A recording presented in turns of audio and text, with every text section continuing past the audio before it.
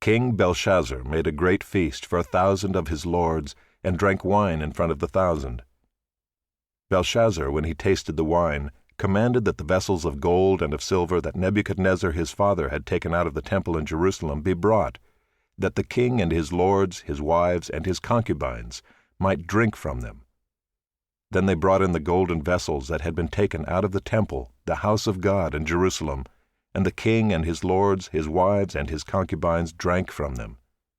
They drank wine and praised the gods of gold and silver, bronze, iron, wood, and stone.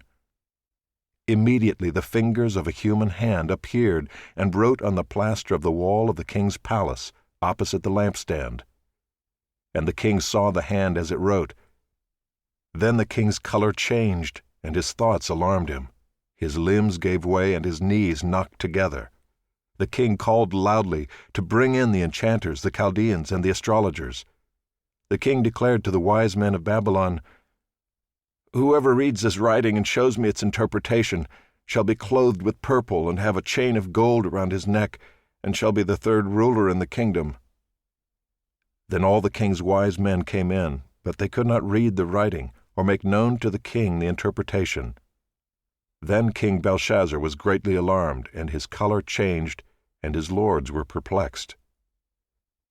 The queen, because of the words of the king and his lords, came into the banqueting hall, and the queen declared, "O king, live forever. Let not your thoughts alarm you or your color change. There is a man in your kingdom in whom is the spirit of the holy gods. In the days of your father, light and understanding and wisdom like the wisdom of the gods were found in him, and King Nebuchadnezzar, your father the king, made him chief of the magicians, enchanters, Chaldeans, and astrologers, because an excellent spirit, knowledge, and understanding to interpret dreams, explain riddles, and solve problems were found in this Daniel, whom the king named Belteshazzar. Now let Daniel be called, and he will show the interpretation." Then Daniel was brought in before the king. The king answered and said to Daniel, "You are that Daniel, one of the exiles of Judah, whom the king my father brought from Judah.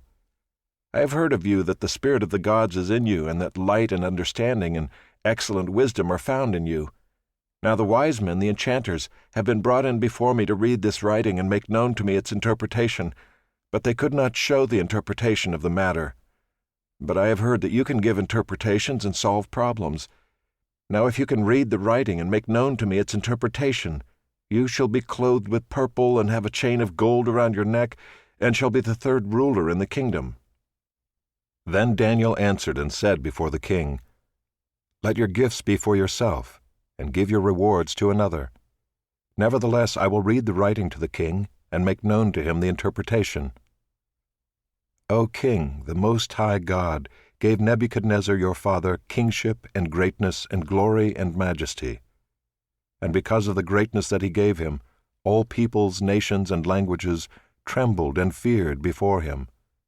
Whom he would, he killed, and whom he would, he kept alive. Whom he would, he raised up, and whom he would, he humbled. But when his heart was lifted up and his spirit was hardened so that he dealt proudly, he was brought down from his kingly throne, and his glory was taken from him. He was driven from among the children of mankind, and his mind was made like that of a beast, and his dwelling was with the wild donkeys. He was fed grass like an ox, and his body was wet with the dew of heaven, until he knew that the Most High God rules the kingdom of mankind, and sets over it whom he will. And you, his son, Belshazzar, have not humbled your heart, though you knew all this, but you have lifted up yourself against the Lord of heaven.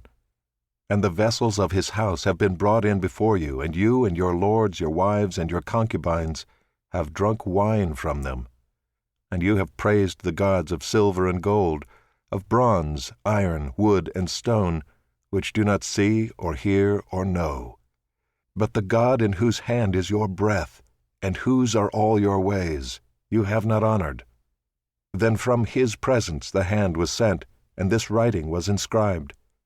And this is the writing that was inscribed: Mene, Mene, Tekel, and Parsin.